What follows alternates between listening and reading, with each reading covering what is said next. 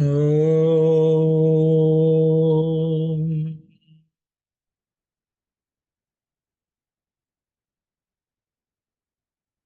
Om.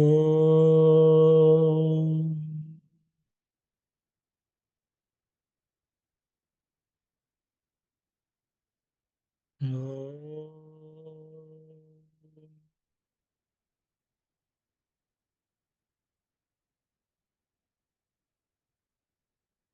Welcome everyone. We were looking at two of the qualities which Swami has listed among the 20 qualities or characteristics of a jnani. Swami calls them jnana gunas. And the last week, the topics which were discussed related to sense control and vairagya. Those were the two topics which we discussed. As far as the sense control, we discussed quite a bit, and also about vairagya.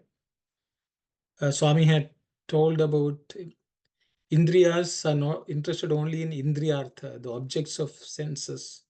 Indriyas, senses are only interested in objects of senses, and they are not interested in purusharthas, the goals of human life itself. And I think that's where we were we stopped. Just to give a summary of purusharthas. Purushartha is something which Swami has covered in, I say, about 250, 300 discourses, I would say, because that forms the foundation of all spiritual endeavor as far as Swami has taught. The Purusharthas of Dharma, Artha, Kama, and Moksha. So we discussed about them. Dharma being the foundation, and Artha, the wealth which is needed in the world, has to be according to dharmic manner. They should be earned and spent. And the desire, Kama, which is another Purushartha or goal of human life, should be also bounded by Dharma. At the same time, it should also have Kama, for desire for moksha, as Swami has explained. So this is what we discussed last week. So I will stop here, and then we will continue from where we left off. Saira.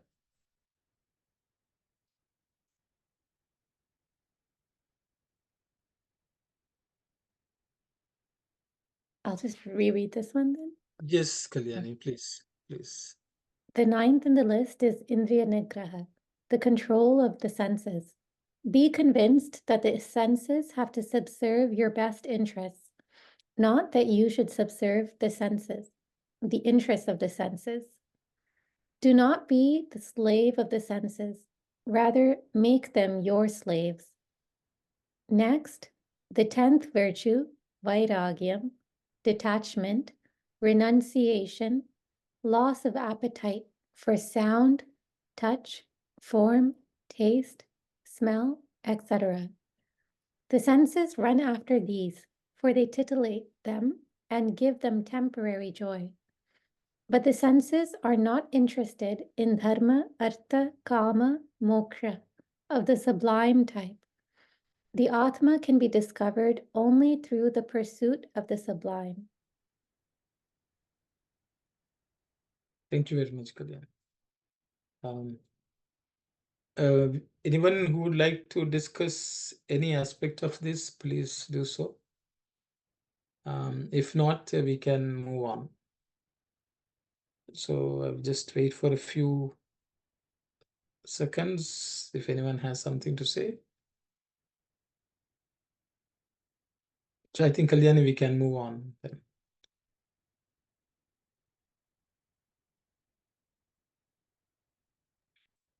The 11th virtue is anahamkara, the absence of egoism. Egoism is the breeding ground of all vices and faults. The egocentric individual pays no regard to right and wrong, good and bad, godly or wicked. He does not care for them. nor does he know about them. He is completely ignorant of dharma and morals. He will not conform to justice. To be devoid of this poisonous quality is to be endowed with anahankara. Egoism is a foe in the guise of a friend. The next virtue is called Janma Mrityu Jara Vyadhi Dukkha Doshanudarshanam, which means only this: the awareness of the inevitable cycle of birth and death, of senility and disease, of grief and evil, and other signs of the temporariness of this created world and the life in it. Though people see these things happening to them as well as others, they do not investigate the reasons for these and the methods of escaping from them. That is the greatest mystery, the wonder. If only you go to the root of the problem, you will realize that whatever else you may escape, you cannot escape death. What man conceives as happiness now is, in reality, only misery in the guise of happiness. So, understand the truth of these things.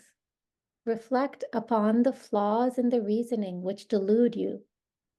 Then, as a result, detachment is strengthened, and through that you attain jnana. Therefore, O Arjuna, liberate yourself from janma, birth, mrityu, death, jara, senility, vyadhi, illness, and dukkha, grief. Thus spoke Krishna, exhorting Arjuna with a great deal of affection. Thank you, Kalyanis. I will ask Auntie. Auntie, please read. Auntie will. Sairam. Ika padakondavadi anahankaram. Now, the 11th one, which is anahankaram. అహంకారము ఎన్ని అవగుణములున్నవో వాటినంటే అన్నిటికీ పుట్టినిల్లుంటిది.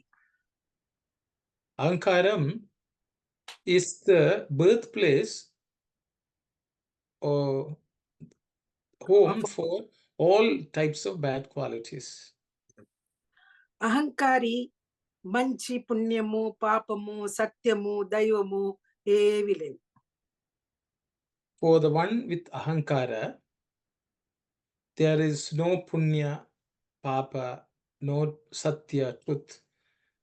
There is no God. None of these exist. ధర్మము వానికి ఏ మాత్రము తెలియదు.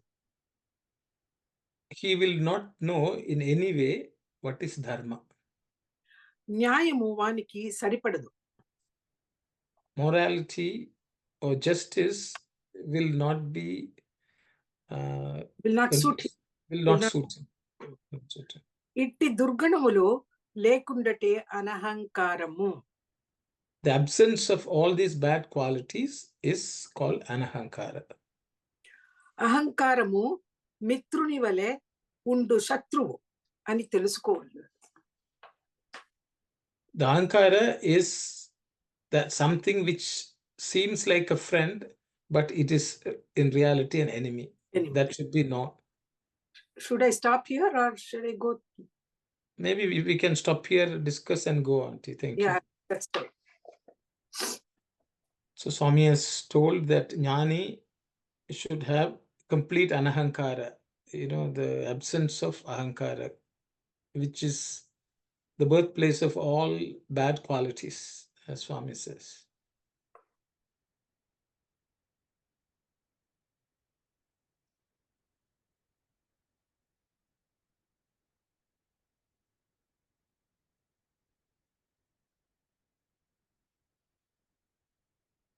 Swami very nicely lists the whole thing here.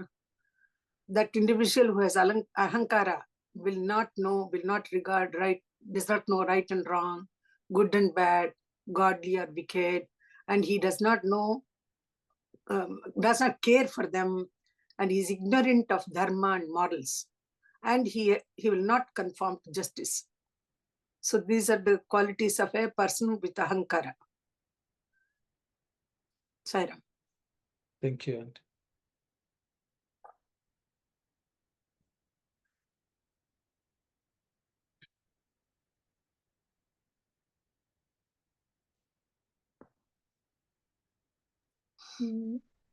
Just to understand a bit better, so I think Uncle, you mentioned before that aham, there's nothing wrong with aham, but ahamkara is when the I is identified with the body.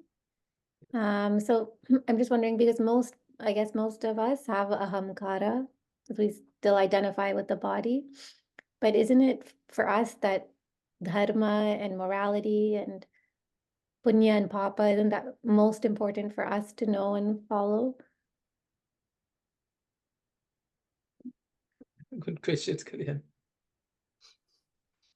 So I think the question is, are you asking whether the jnani, it's more relevant to us than jnani?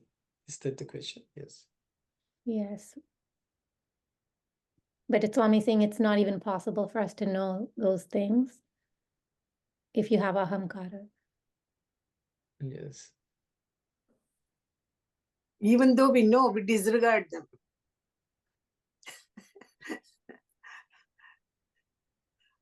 We know what is right and what is wrong.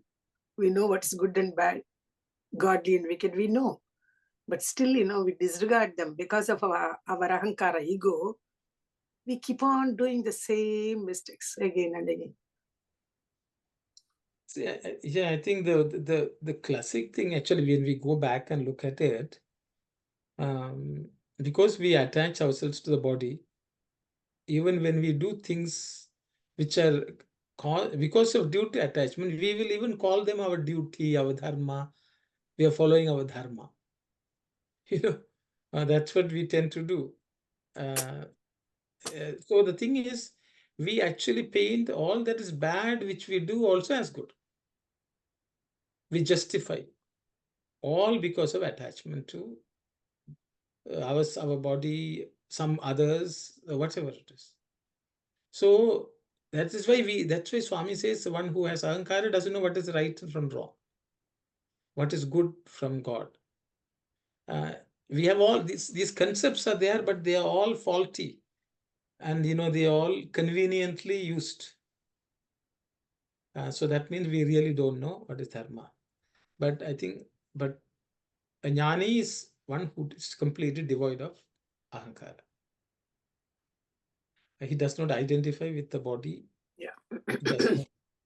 So there's no abhimana and also. So that's my understanding.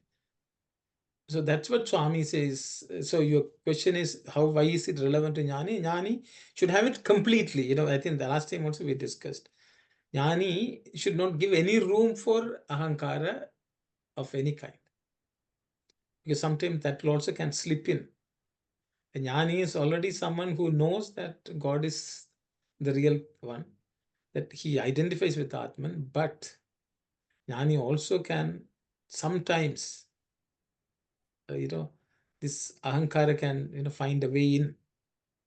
And I think that's what Swami is. It is also a warning for a jnani, but for us, it is something for us to strive towards, I think.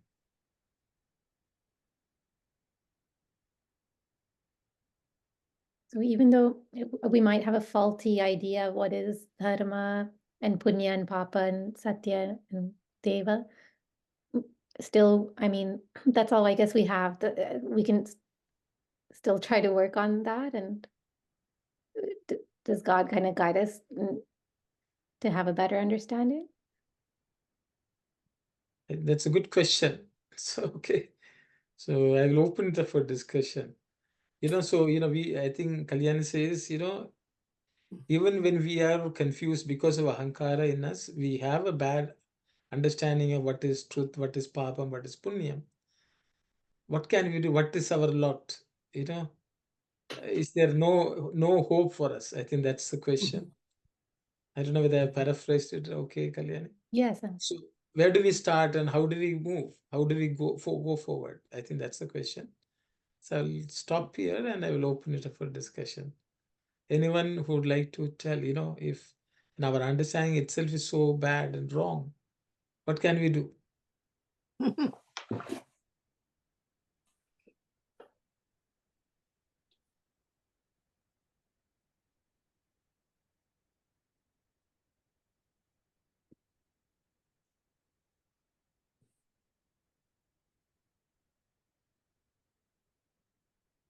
What helps us to understand it clearly instead of misunderstanding? What things can help us to overcome this misunderstanding? So how do we know what is punyam, what is papam, what is satyam, what is daiva? So I think we don't know. So how do, and dharmamu, they don't know what is dharma.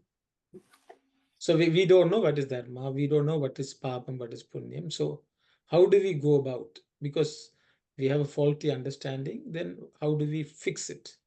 I think that's a question. I'll again open it up for anyone to share thoughts. Sairam, Sairam, sister. Sairam. if it is an ignorant, ignorant doesn't have the knowledge or understanding of what is truth and those things. If it is a jnani, because of the ahamkara, if that jnani doesn't know what is power or what is punya and those things, only the Lord's grace can help that jnani or irdidi.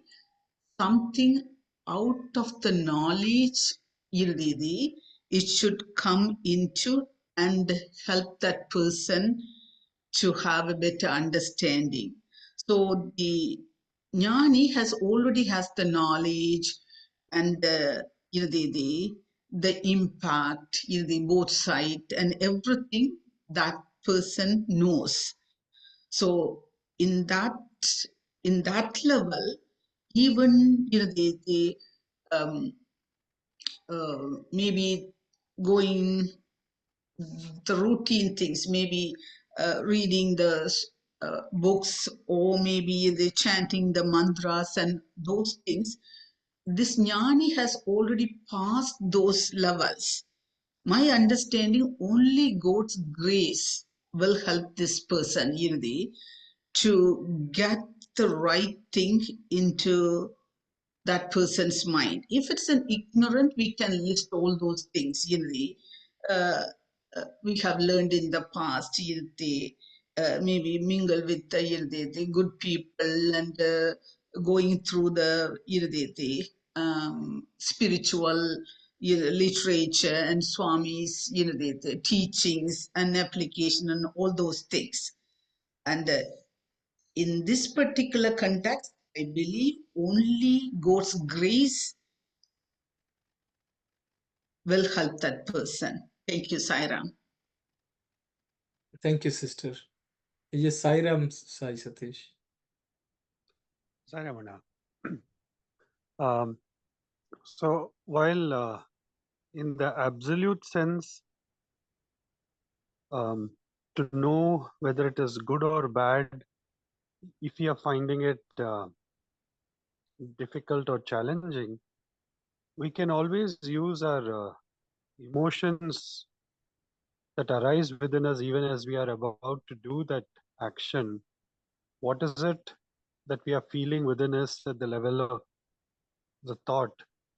Is it mixed up with any of the feelings like Kama, Krodha, Lobha, Moha, Mada, Matsarya, the Arshad Vargas?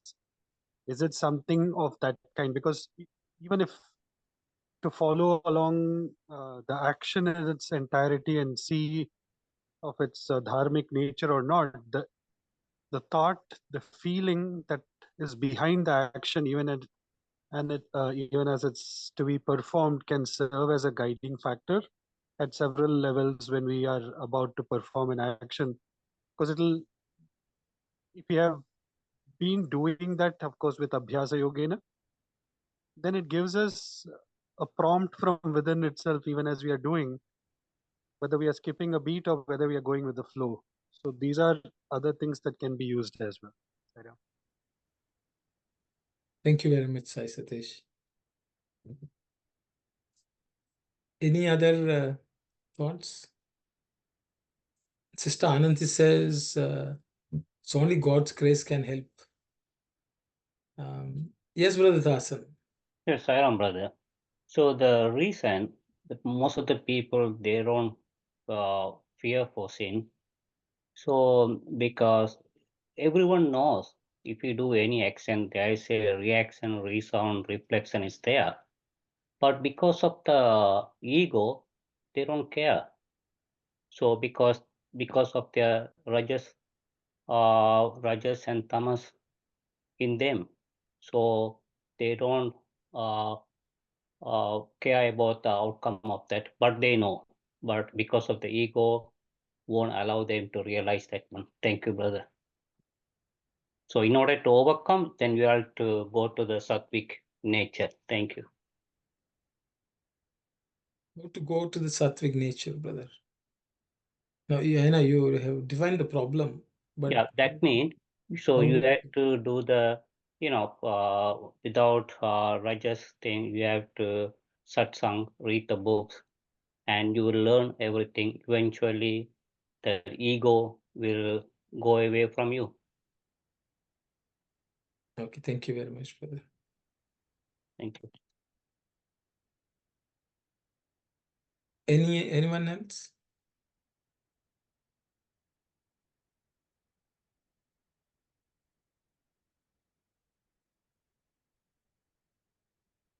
Okay, so in the absence of, so I think others have touched upon, I think Sister Ananthi, Brother Sai Satish and Brother Dasan have covered. I think Sister Ananthi talked about, we have to study Shastras and so on. So when we don't know anything, I think we have to learn. We need to know that we have to learn. We may not know.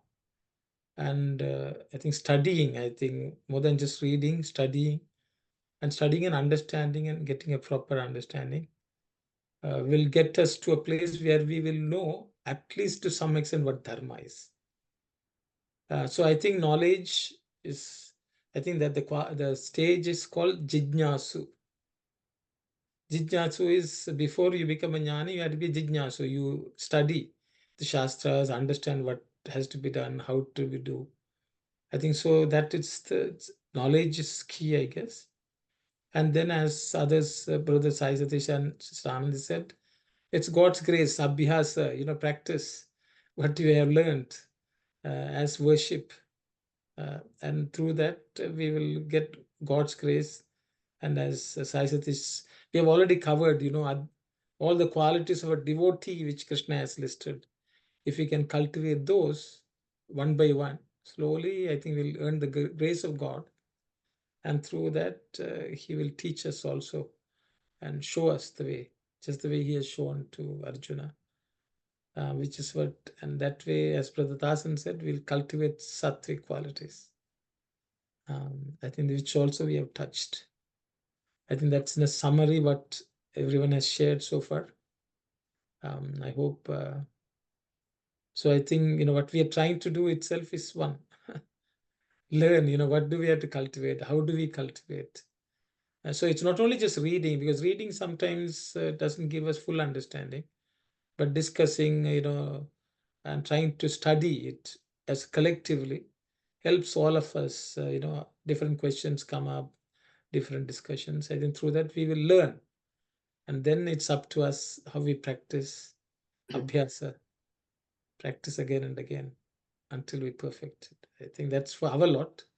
For the jnani, he has already understood, but he has to be aware of it all at all times. He has the knowledge.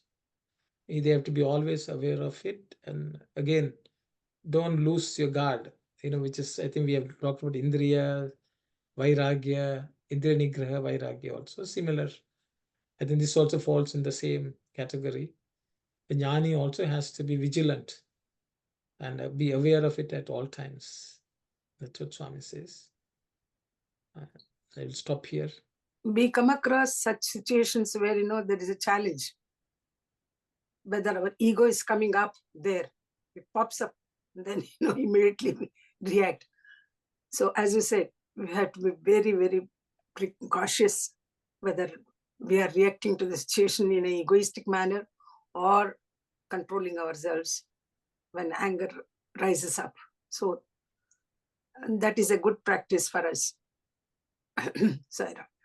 Sairam, thank you, Auntie.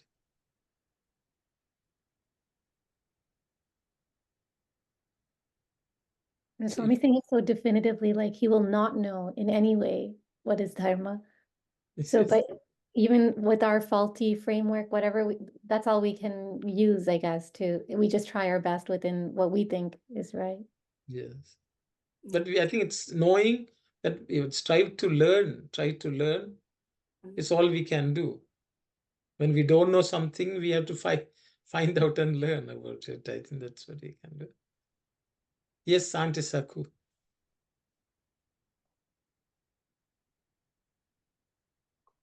She's not. Madam Auntie, you have to unmute, yes. Yeah. So understand the truth of these things. By knowledge, you have to know about what is death and what is birth. All these things, you have to understand it. But there's another sentence that is coming. Reflect upon the flaws in the reasoning which delude you. Where is it? Studying. Now, Auntie has gone to the next. Next Auntie, one, yeah. Oh, Ahankara. you have gone ahead, Auntie. We are I'm sorry. We are still behind. Behind you. No, once you know the what is right and what is wrong, still, due to body attachment and other flaws, you can make the wrong decisions. Yes. Yes, Auntie. That can become a flaw in your decision. Yes. Thank you. Thank you. I think, Mani Auntie, then we will read the next one. The next virtue, yeah. Janma mrityu jara vyadi dukkha doshanudarshanamu అన్నిటికంటేను ప్రధానమైనది.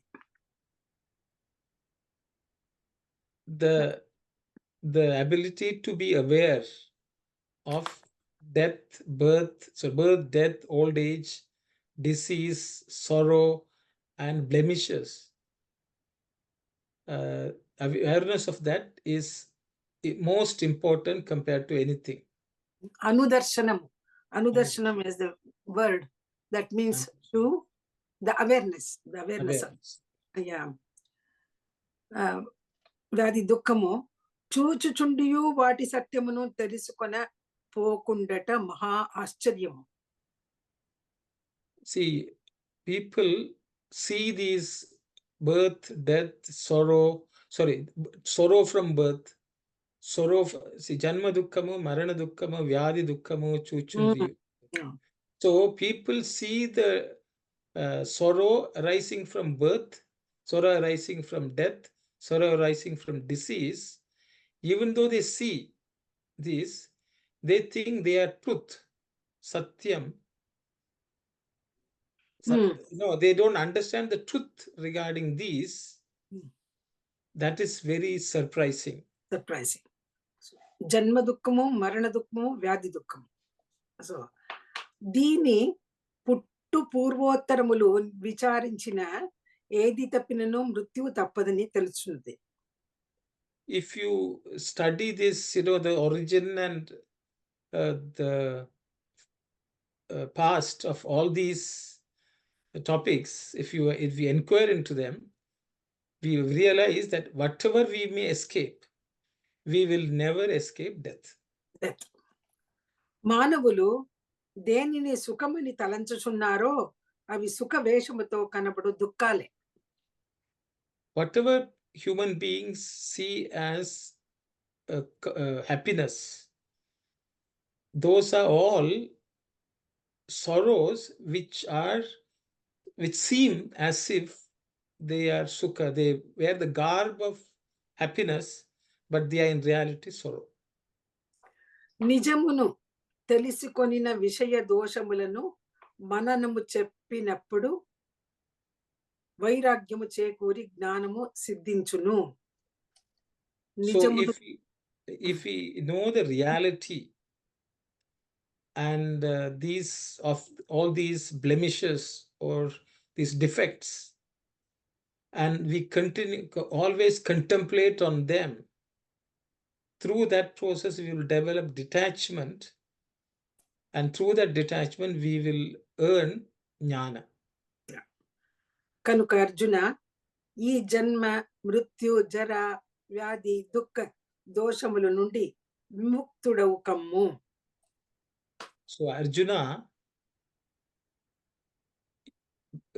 liberate yourself from this birth, death, old age, disease, sorrow, and other defects.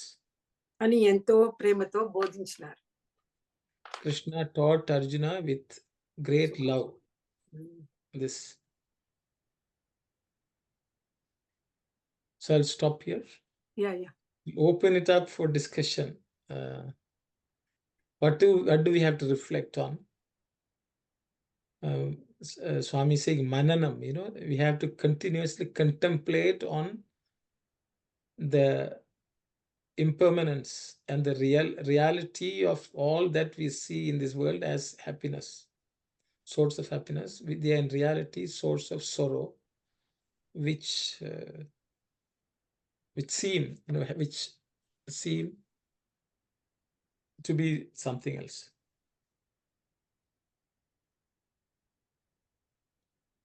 Sorry, Uncle. Sorry, just to go back to one thing from the previous paragraph, because you mentioned that it's important because sometimes people justify everything that they're doing as correct. But in a way, I guess we all are doing that always.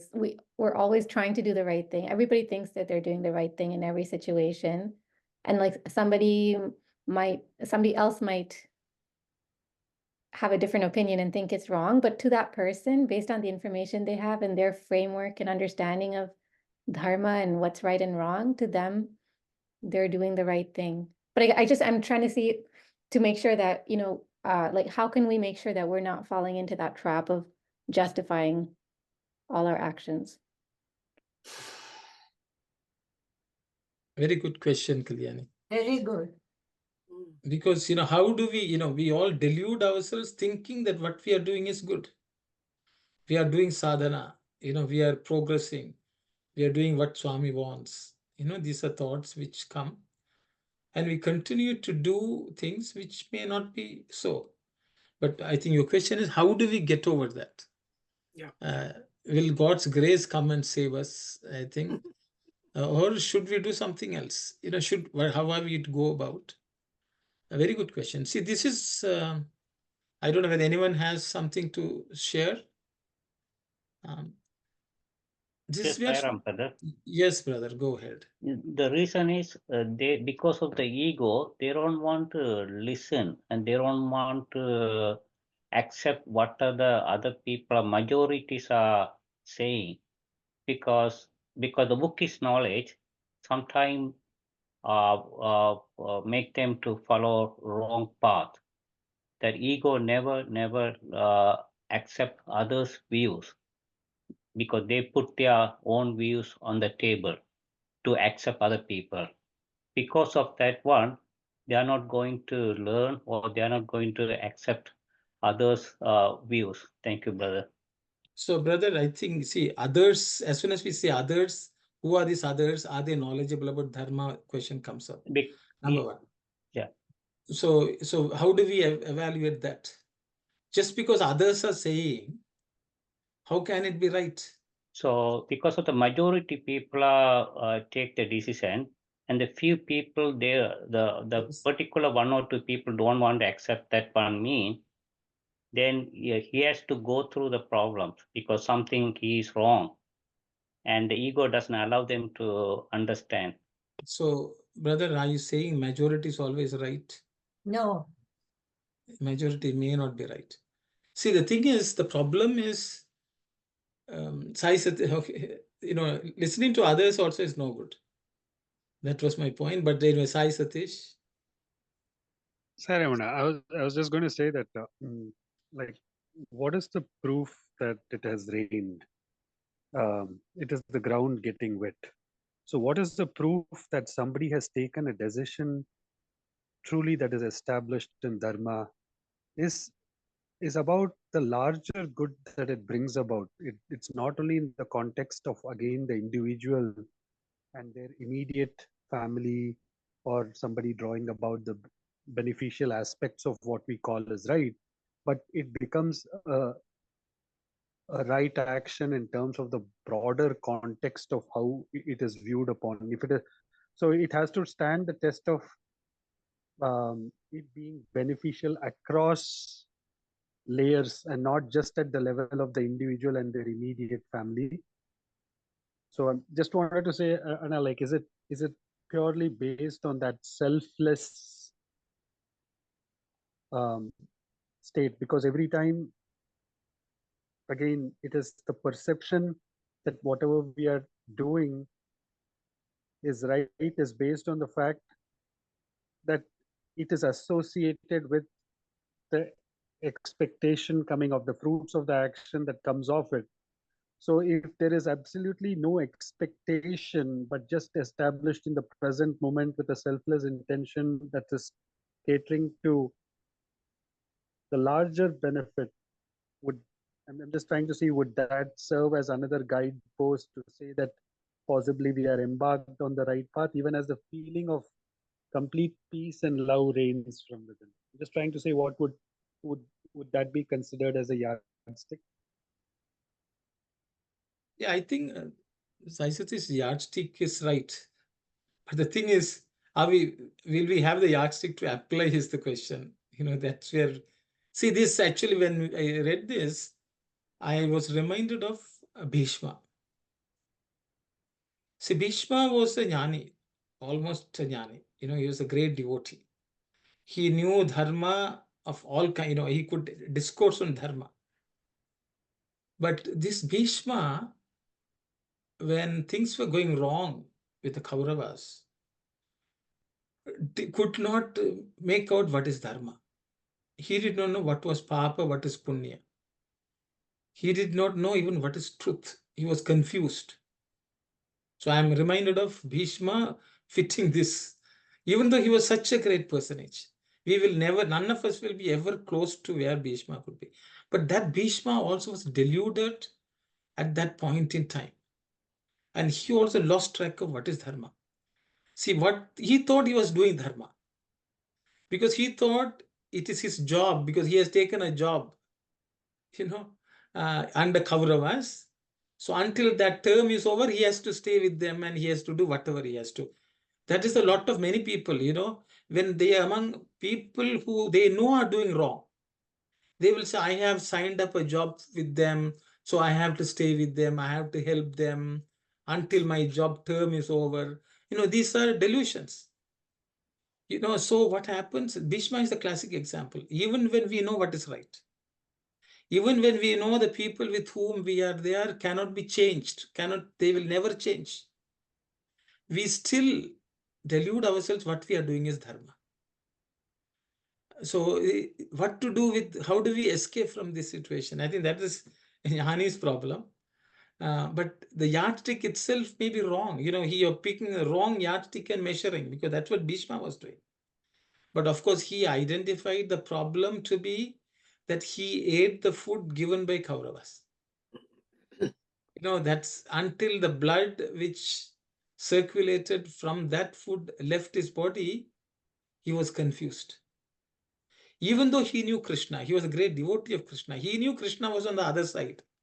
But still, with his wrong understanding of dharma, caused by his own company, he could not liberate himself from there. So I think going to Sister Anand, this thing, only God's grace can save. But even to get God's grace, you need to do something. Like Krishna himself had great respect for Bhishma, but he realized that Bhishma was confused.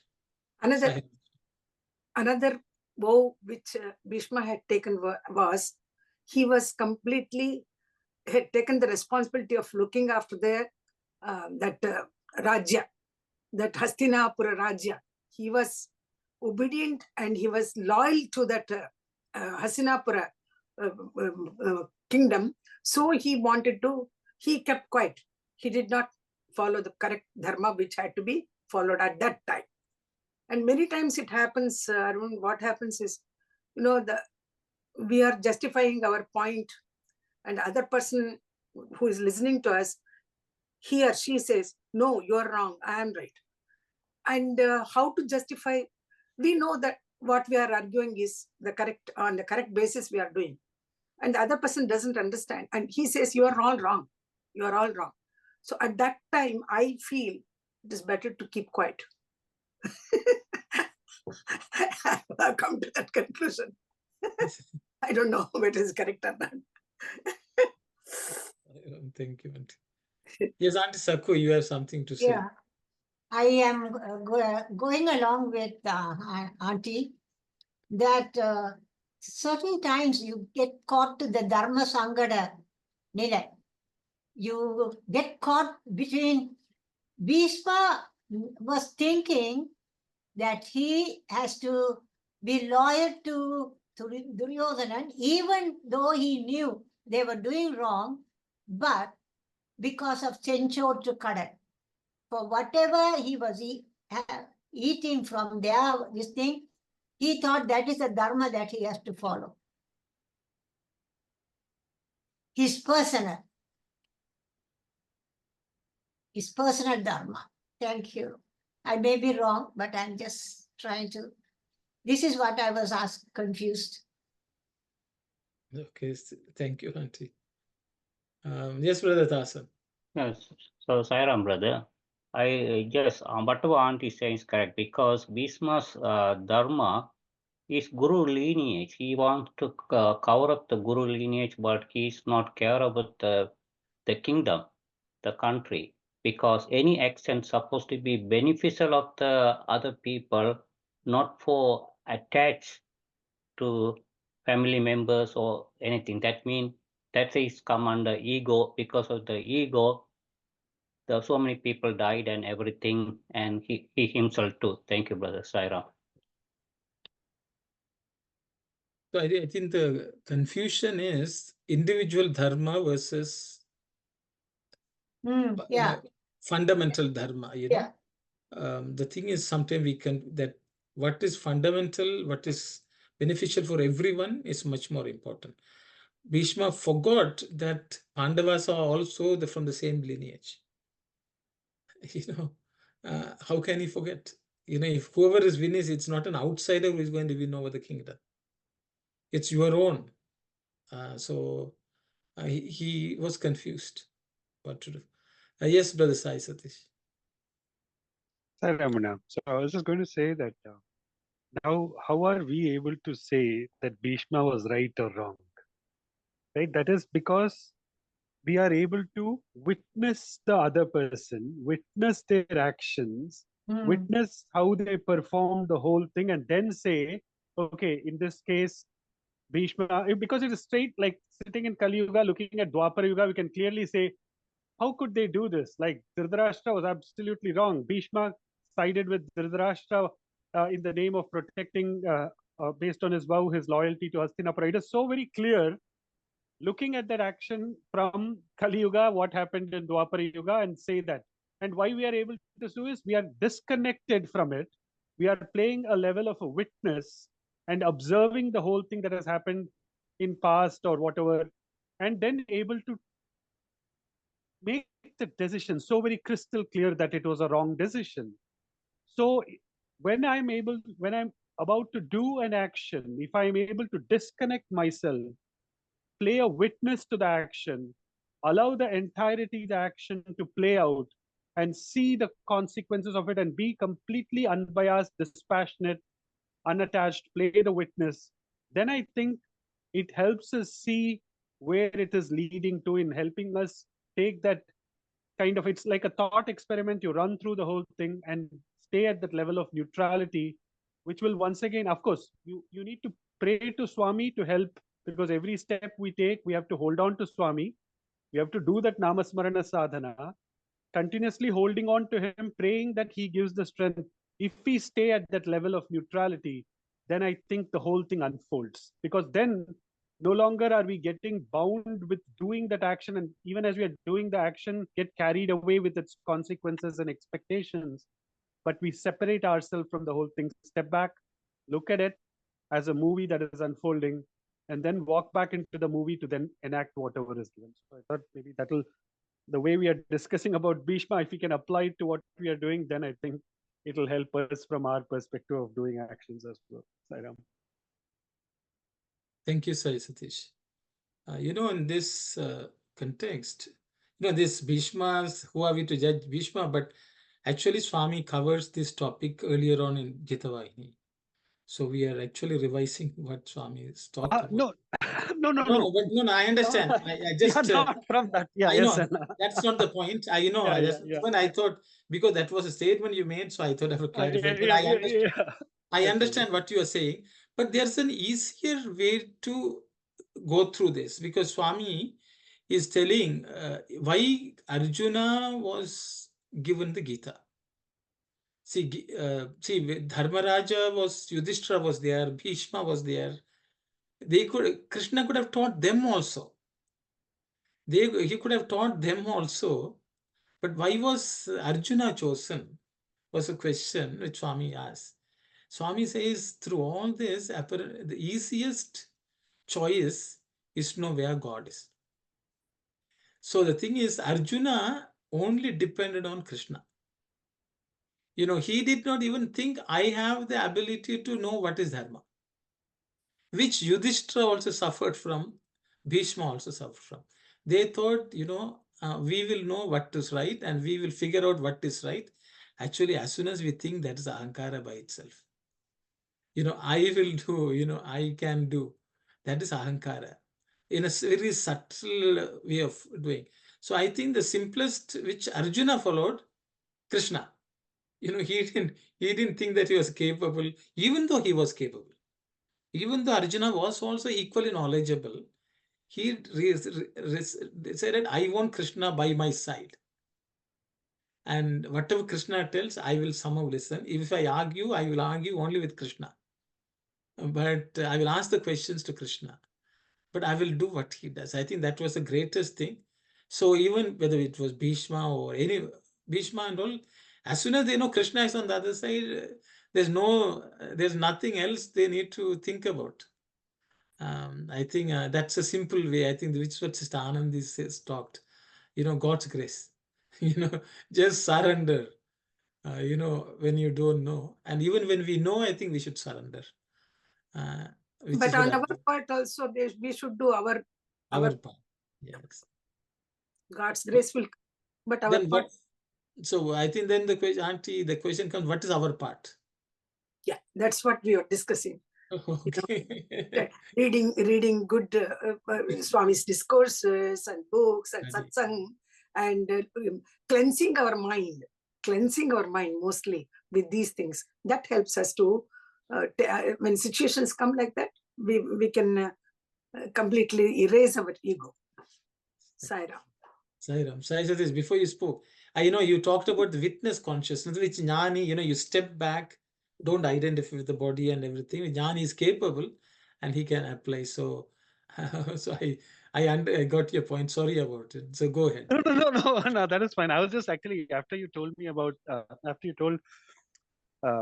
that, holding on to, like, basically holding on to Swami for everything, Swami's grace. Right? So I was just using that same analogy, because usually we think, like, when Lord Krishna lifted up the Govardhana mountain with his little finger, we know about how the Gopalas started putting the sticks there, thinking that they are actually helping Lord Krishna holding the mountain. So I was thinking, like, based on what you were saying, I think whether it was Dharmaja or it was Bhishma, they became like subject matter experts on dharma, and that became the problem. So in their feeling that because they know dharma and their interpretation of dharma it became literally like the kind of holding up that mountain with a stick. Yeah, so it is completely agree. From Arjuna's point of view, it was more like Karishye Vachanam Tava, I think, which then took care of everything. So getting into that state of surrender is absolute. Yeah, thank you, Anand. Thank you, Sairam. It's good that, we should look at it on all different angles, and I think all our discussions help us navigate this problem of dharma, what is right. Swami is also saying here for the one with ahamkara, there's no God. So when we talk about we have to hang on to. We just spoke about it. They don't have a room for God. They think they are doing it. Dharma. See, the concept of God is such that he's everything. You completely surrender. See, we can tell somebody, oh, there is God somewhere sitting far away. No, we should know God is everything. I think that is the real God. We will say Swami is everywhere. Are we seeing him everywhere? That is the question. It's the same thing. So even though we say God is everywhere, it actually is, it's not an experiential reality. So that is what an ahankara person. Once the ahamkara comes, God is not present there. I can do it means then God is not there. From that sense. For Bhishma, he was a great devotee also, Shanta Bhakti, he's the embodiment of Shanta Bhakti, Swami says. But even such a person, but something, some ignorance would have covered his eyes. Krishna is that side. What is there? He should just run. Give up all dharmas. My only dharma is to serve the Lord. He should have gone and asked Krishna, what should I do? And Krishna would have told him. So for Bhishma, even though he had respect, devotion for Krishna, at that decision-making point, Krishna did not exist. That is what Swami says, there's no God for that person. Even for us, when we do certain things, God doesn't exist. So it's the same thing. Even though we say we believe in Swami, is God, he knows everything, he's everywhere. It's like Draupadi letting go of the sari. She was holding on. Krishna did not come to her help. Because there's a little bit of ego thinking, I will safeguard myself. When that was let go, Krishna came into the picture. So Swami says that also. So as soon as we are holding on to the sari, Krishna doesn't exist. You can call out, oh Krishna, come help. But Krishna doesn't exist until we let go and fully surrender. Okay, I hope that questions. Yes, Auntie Saku, please go ahead.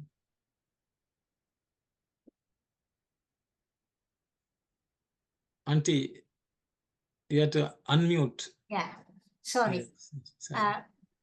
Bhishma, even though he was so devoted to Krishna, he didn't consult with him for some purpose. I don't know whether it's karma or whatever that time, because so many other things had to follow. So maybe that was willed by Krishna. But at the time when Krishna has to save Bhima, he took a chariot's wheel and he was holding that as an armor, and he was running across the battlefield, trampling on the bodies and all. But what did Bhishma see? He only saw Krishna, his effulgence. He forgot about himself, and he had to take all the arrows onto his body.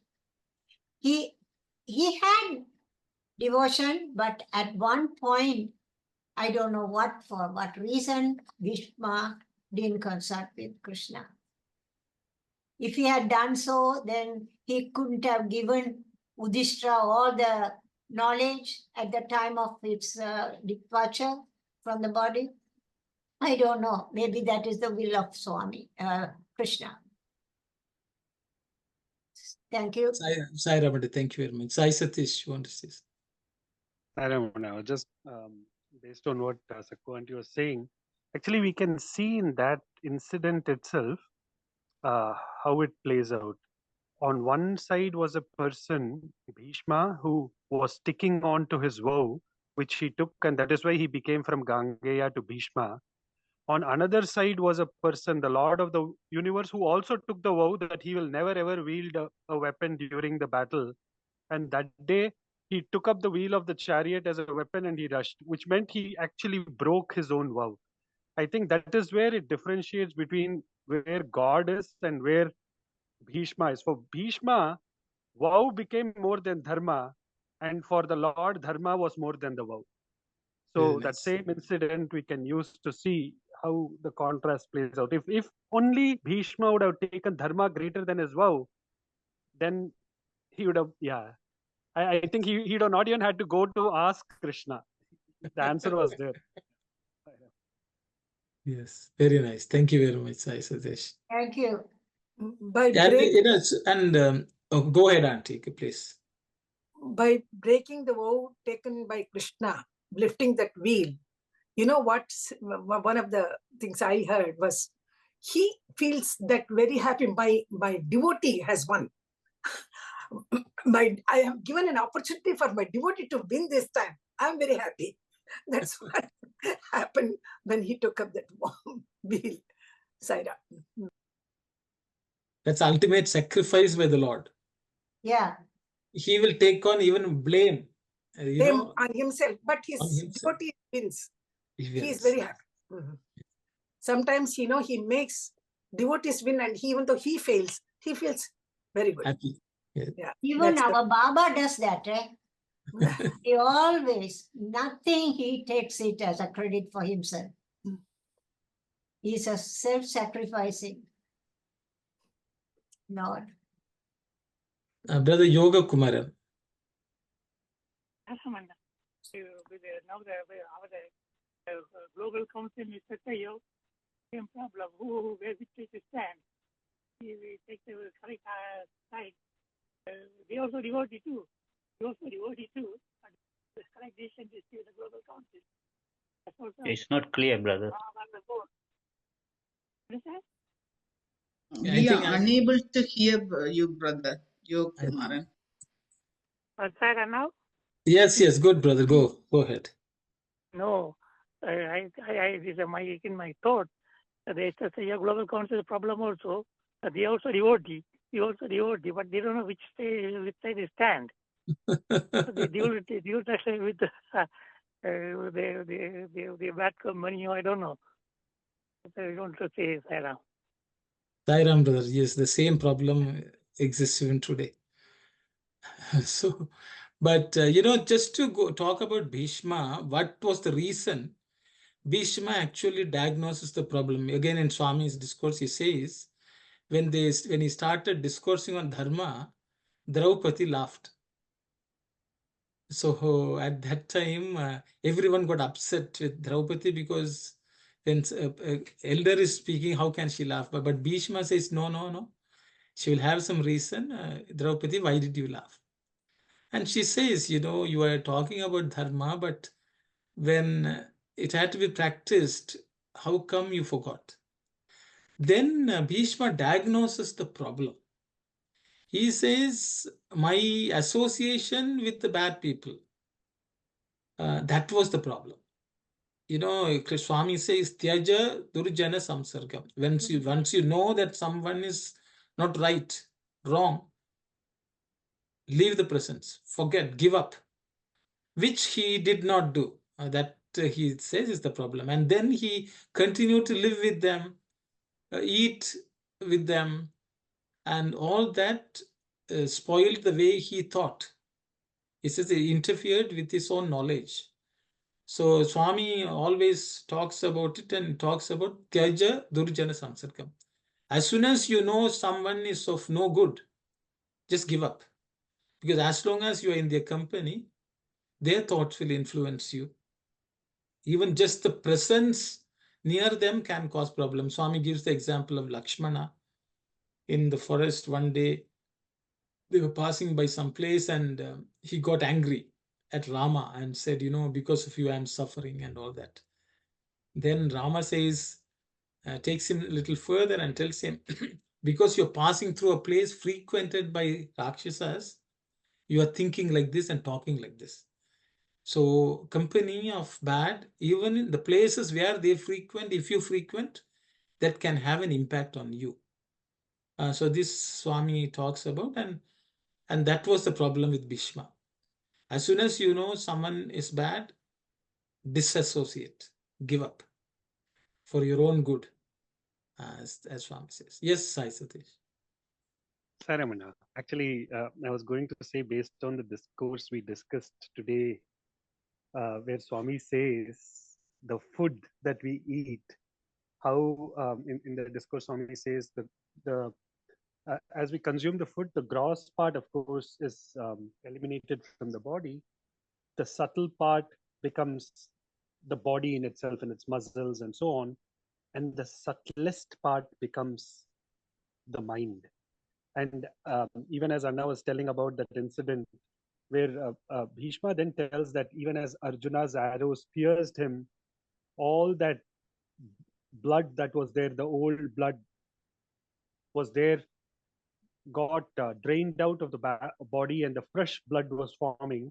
It shows how I think the very mental makeup of Bhishma changed eating that food in Hastinapura, eating in that environment that was surrounded by that. That is where I would say it's really great how Vidura survived that, because he was eating at his home and he was, I think, thinking, filling his whole thing with thoughts of Lord Krishna and eating that food. So he could survive, whereas Bhishma being in the Yes. of the kingdom there, exactly, eating that same food as the Kauravas were eating, it clearly shows how that made the mind part of Bhishma, the great Bhishma that he was, how he could also get affected by the food that was eaten, which ultimately resulted in him having to fight Krishna and the Pandavas. So another thing based on what we discussed today. Saira. Thank you very much. Thank you. It's so much of insight into so many things. Good.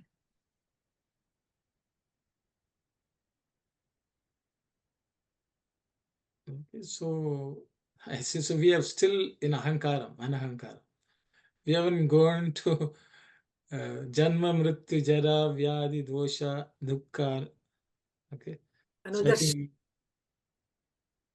So what do we discuss? Janma, mrityu, jara, vyadi, dukkha, doshanu, darshanam. Anudarshan. Dosha, anudarshan. So Swami says that we should always remember, keep in our awareness that these six are present in this world. Janma, mrityu, jara, vyadhi, dukkha, dosha. So that's what a jnani always, he never forgets. Always keeping it in mind. And Swami also says, manana, we have to do manana of this contemplation continuously of this. Because a classic example of someone who did that was Lord Buddha. He saw jara, vyadhi, and mrityu, and that created a Buddha. So many of us, Swami says, so many of you see this daily, regularly, but how many of you have become Buddha? So that was the greatness. So I'll stop here. Anyone who would like to share any thoughts? Myself. Bhishma is also a jnani.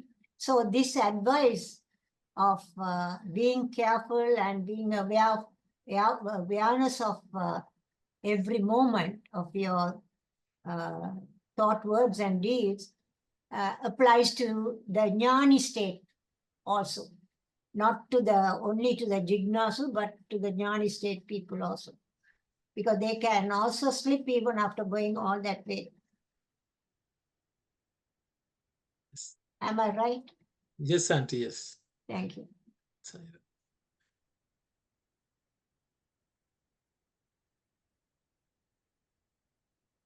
And Swami saying we do not realize the truth regarding these. Yes. Is the truth Swami's referring to is that they're inevitable, that we will experience them? Yeah, Swami is saying vaati satyamunu telisikona pontutra pokunduta. Telisikona pokunduta maha ascharya. So we don't strive to know the truth about this. That is a great surprise. You know, Swami says. We don't strive to know the truth about these. Yes. Make efforts to know the truth. Telisikona pokunduta. Even though we see them regularly, we don't inquire into the reality and the nature of those.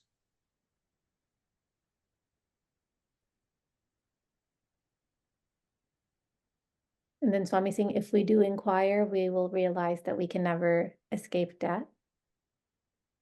Yeah, so if we study, Swami says, Puttu Purvottaram. Puttu means the birth, Purvottara means their earlier states or whatever. Or it's antecedents, if you want to put the right word. I think antecedents and the origin of all these, if you analyze, you will understand whatever else you may escape, you can't escape death. Death is the certainty. You may be healthy, no vyadi. You may, not even grow old. You may be, young even at ripe old age. But you can't escape death.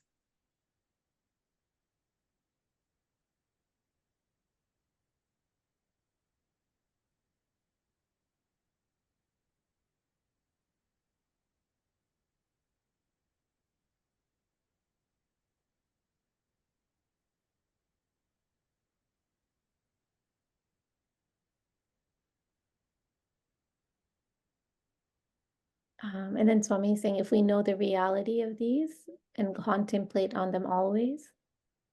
Yes. So the reality of these is that they will happen to us. Is that they're inescapable? Is that the reality that we should be contemplating? Yes. Like, if we talk about death, people will say, don't talk about death. They don't want to worry about it. Because they think that day, you may not exist. People don't want to talk about it. People don't want to even think about it.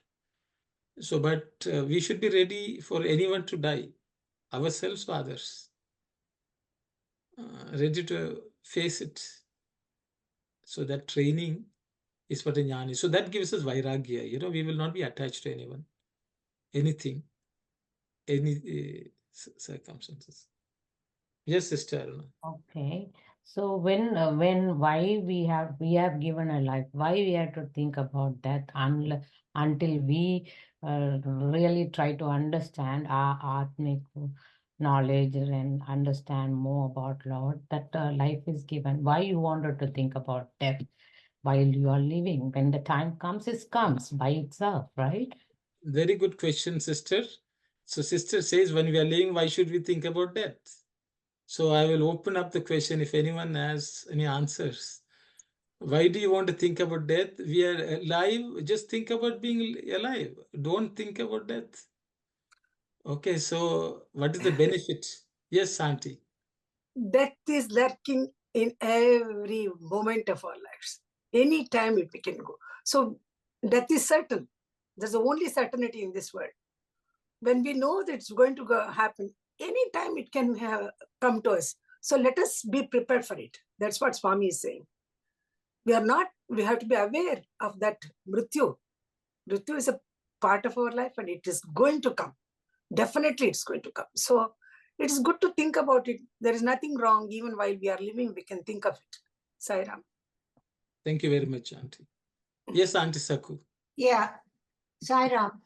Why we have to think about death is we have to know our body is not permanent. Death can come today, next moment, anytime, unaware, it comes. So you cannot wait for the old age, only the death comes. It can come anytime. So we have to remember our body is not a permanent one. Only our Atma is permanent.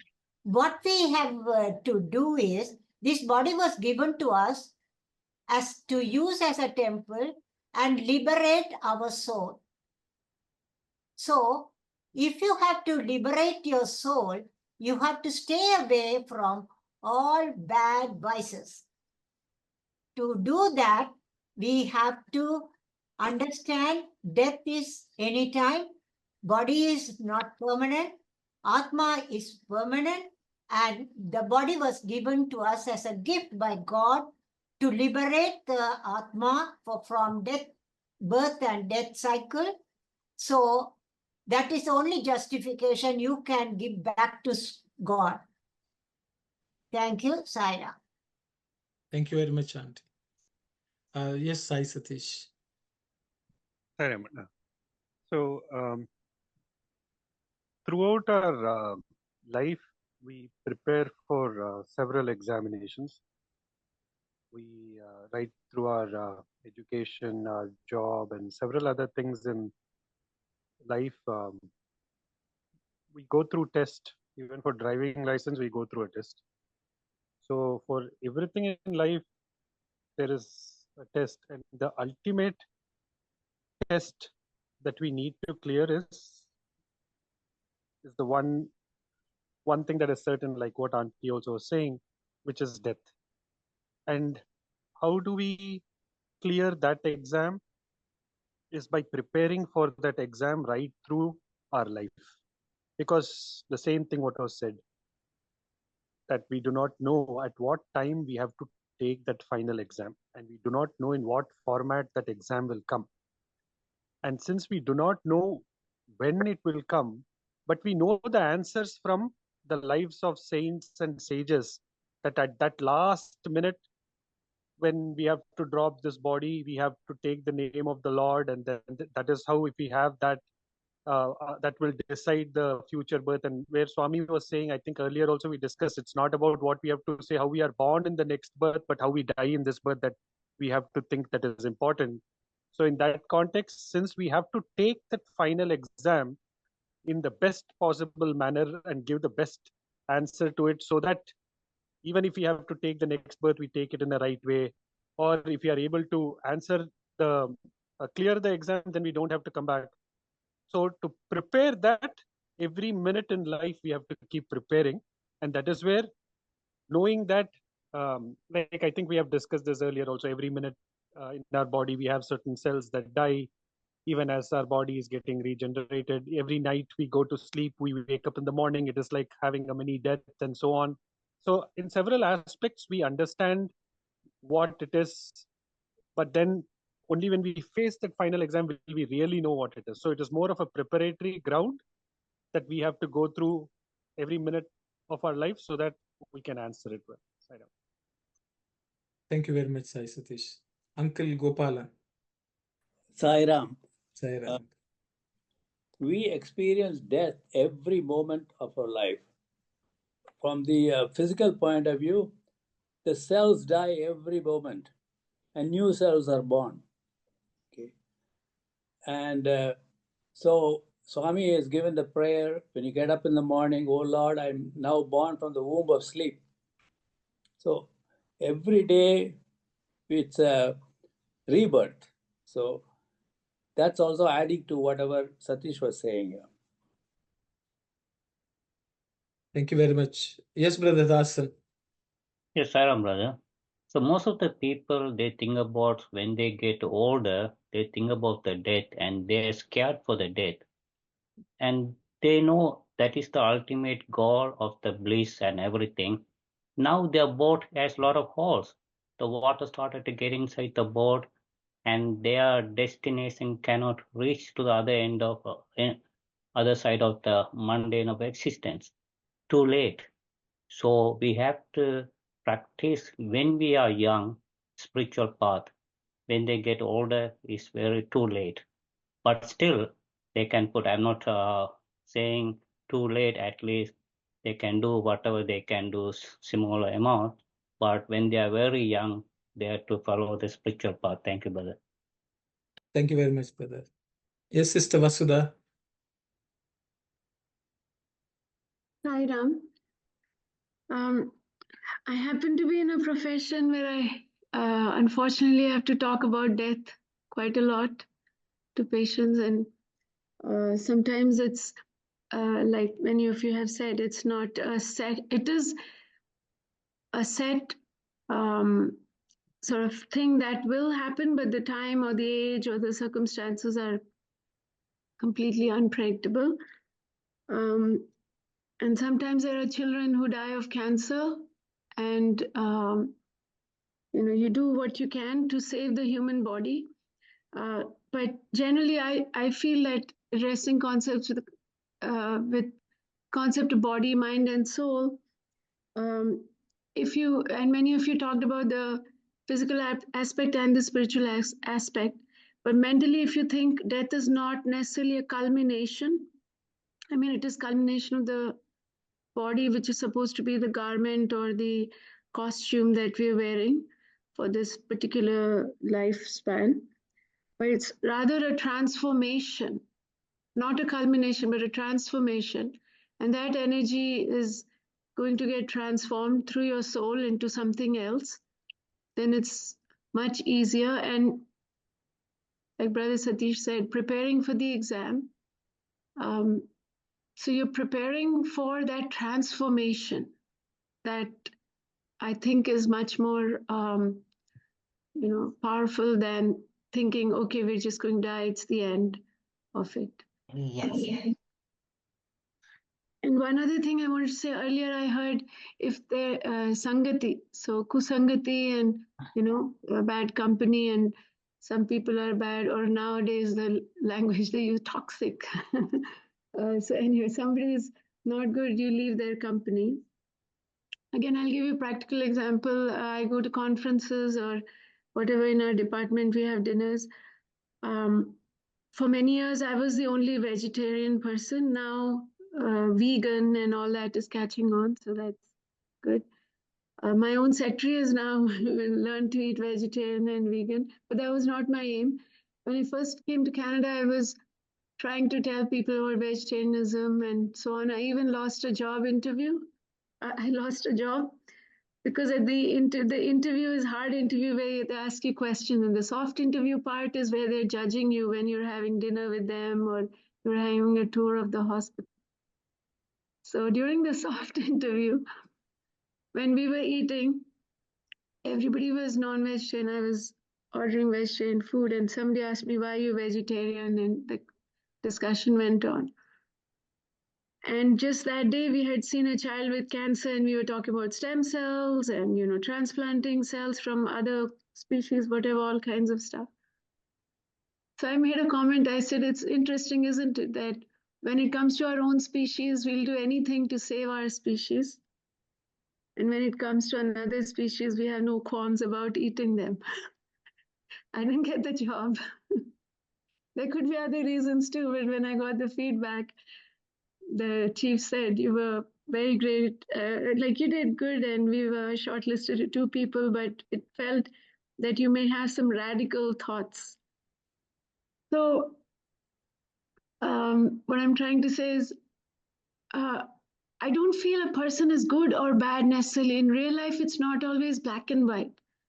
I think everybody is in a spectrum. Even the good or best people have a little bit of maybe bad in them, which might come back, which might manifest in certain circumstances, like Bhishma Pitama we talked about. And then there can be somebody extremely bad with a good side to them, which if nurtured in the correct environment, may flower and manifest. So sometimes it's hard to avoid people in real life. We have to stay with them, and many situations don't have a right or wrong. I'm happy to see that now they're teaching ethics in, at least my son had ethics class in high school. Whether it's you're going into business, law, anything, they're teaching ethics. Perhaps they could start in elementary school, because ethics classes or just even talking about ethics teaches you that actually it's all a spectrum. It's not necessarily always black or white or right and wrong. What is maximum benefit with least harm is sometimes the best thing to do. And that is where that intellect and the ability to analyze comes. So we read these, but I really love this. I've attended a few study circles, but I love yours because you almost dissect every word, every line, and you reflect on it. That reflection and analysis is what makes it different from just by-hearting some chants and regurgitating them. Thank you. Thank you, sister. Thank you. Anyone else has worried about death? Sairam, brother, I just wanted to say something about this death. You know, death is inevitable. We know that, right? You don't think of death and do something. You do your for Atma to realize who you are and think about that. That perspective only I'm asking.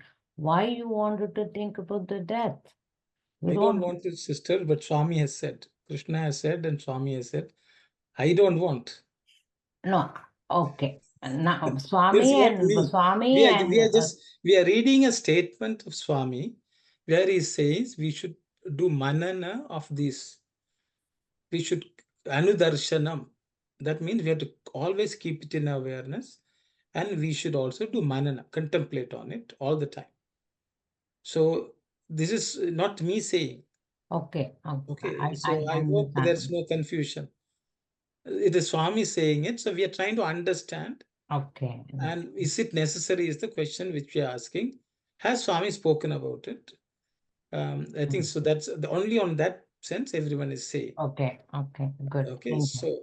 so we Swami has said something. We cannot question what Swami has said. If he has said contemplate on it, contemplate on it. Okay, That's all. so Okay. contemplate on it to realize. Yeah, so that is continue to again to realize our Atma, right? Swami has given this actually. Why we should contemplate also Swami has given.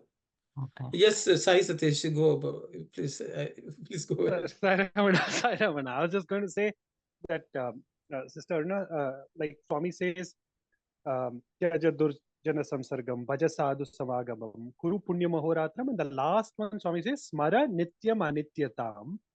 So that Smara Nityam Anityatam, based on what you're talking about here, also the Anusmara part is more of like, not exactly like if you're feeling that death is something that is putting off as a word, it is more about constantly reflecting on what is permanent and impermanent. So that way, knowing that this life is actually impermanent, this in terms of the thing, that will give a help us to go more deeper within. So from that context of reflection, that is where the thing of, because it needs constant Sravanam, Mananam, and Nididhyasana, then I think it goes penetrates to a level of understanding that life is transitory in nature. So any day death may come. So in that context, know what is permanent kind of a feeling. I think that's Okay. where it is. Yes. So okay, got it. Thank you. So Swami in this discourse itself, he has said, Swami says, by contemplating on this continuously, we develop vairagya. And once we develop vairagya means detachment. Once we develop vairagya only, we can get jnanam. So if we want to get jnanam, then we have to get vairagya. To get vairagya, we have to think about death every day, every moment. So this is what Swami is saying. So the purpose of thinking of death is to develop vairagya. That means we will not have attachment. We will not have attachment to our children, our family members, our parents, our sisters, siblings, husband, wife. We will not have attachment. We will be ready to go next moment. Okay. And then Swami tells another thing. Swami says, when we take photograph, we will see all of you stand together, smile, and I will take photo. Swami says, death is a cameraman. He will click anytime. So the thing is, we should be ever ready to be clicked. So it's like if you are a public figure, and you're going around, in public, there'll be hundreds and thousands of people taking photos. So at all points in time, that person should be smiling. If he frowns, somebody will take a photo, and next day it'll come on the newspaper. So that person has to be always knowing somebody is going to click a photo. So he will always be smiling. So we should live as if God is going to click. Anytime I can go. Okay. So every moment, every step you think, okay, this step may be the last one. This breath may be the last one. So you will always be ready for death. So Swami says that is the way we should be ready. Every moment, every breath, the God of death can click the photo. And that photo will go in the album of your life, because that will determine where you end up in the next life. So, so that will give us detachment. We will not, when we are 50, 60, we will not go and buy a house thinking, oh, I'm going to go in 10 years and live. We will be thinking we'll sell everything and we will give it away and we will go to ashram or somewhere. So it's all about preparation for that. Because of that, we need to cultivate vairagyam. We need to, only then we will get jnana. So that also Swami has told. The reason why we should think about death is next moment I am ready to go, drop everything and go. God says come. And we can do it properly only when we have good vairagya. Thank you. Yes, Uncle Gopalan. So, Airam, actually, one of our distant relatives, he just died laughing. So and he did not know he's going to die.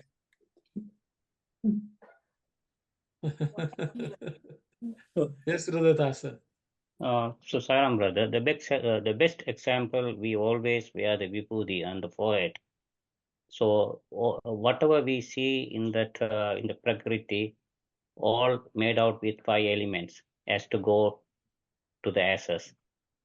So we have to believe on the absolute, and this birth and next birth, Lord is the one going to be with us. So we have to hard work on that. Thank you. Thank you, brother. See, among Sai devotees, there's a practice of giving Swami's vibhuti if somebody is sick. So are you saying that we are giving it to them that so you are be ready to go? No, sir. No, sir. No. The vibhuti will give you good thing at the same time, and jnana too, both. Why both, brother? It should give only jnana. No, because you have seen, anyway, you have seen a lot of books discuss Baba give vibhuti, and you can get rid of the disease, whatever they have, or whatever you want in the worldly perspective, you can get it too. At the same time, it will give you viveka and vairagya too. Thank you, brother. Sairam, brother, thank you. It's 4:28. Yes, Kalyani. So when we're practically trying to apply this, like, is it just that whenever we interact with, our family or anybody, like, should we just always have in the back of our mind something like this is not going to last, or? Yes. Yeah, that thought Yes. should. That thought should be always there. Next moment, I will not be here.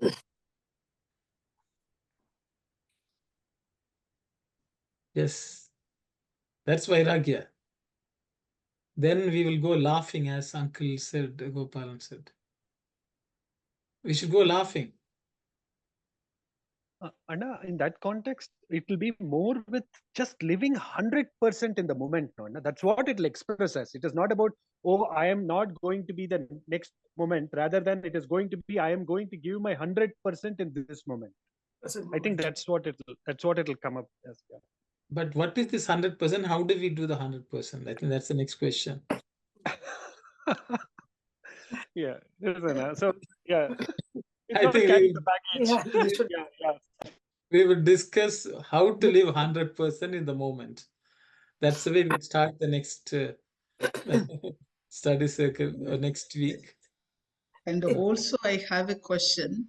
then why all the elders, and great people, when they bless, they say Aishman Baba, maybe 100 years or 200 years, you live long, uh, uh, if if if we have to with a smiling face, and if we should willingly accept the death and ready to go at any time, I'm wondering why the elders and the great people, when they see the younger people or anyone, Aishman Baba, or the long live, and those words, they are coming from their uh, mouth. And also for Brother Saisadi's question that you asked, I thought 100% means that you live at the present moment. 100% you enjoy that moment. Don't think about past, don't think about future. You live in that present. That is the meaning of 100%. I think so. Okay, thank you, sister. There are many questions stemming, but we will discuss next. Yes. Yes, Santi Saku. Okay, that may be a mistake. We will close with Samastaloka, and it's 31. We'll continue 100% next week. Okay. Om Samastaloka Sukhino Bhavantu. Samastaloka Sukhino Bhavantu. Samastaloka Sukhino Bhavantu. Om Shanti, Shanti, Shanti. Sairam, everyone. Sairam. Sairam. All of you live until next week at least. Not certain, brother. Yes. 100%. Sairam, Sairam. Thank you, Saira.